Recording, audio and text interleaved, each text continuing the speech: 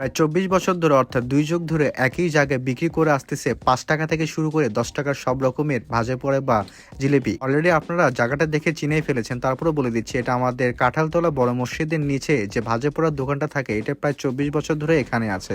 এবং এখানে এই খাবারগুলো এমন কেউ নাই যে এটা ট্রাই করেনি।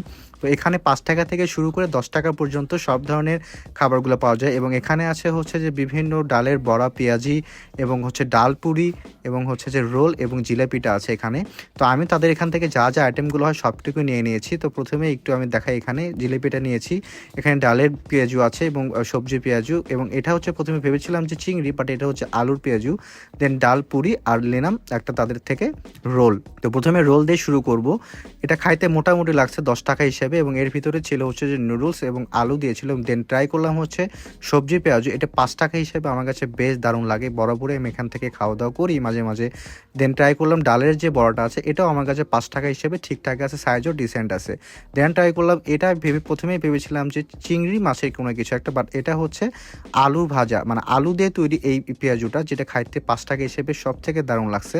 দেন এই যে ছোটো আকারে একটা পুরি, যেটার দাম ৫ টাকা, এটা একটা ডাল পুরি। ডাল এখানে সামান্য পরিমাণ ইউজ করছে, যেটা মোটামুটি বলবো, এবং গরম গরম খাইতে এটা মচমচে ছিল এবং খাইতেও বেশ মজা লেগেছিলো আমার কাছে পুরিটা।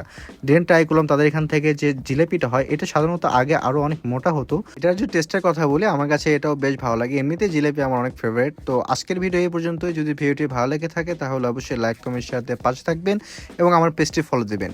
This is Sijan. আসসালামু আলাইকুম।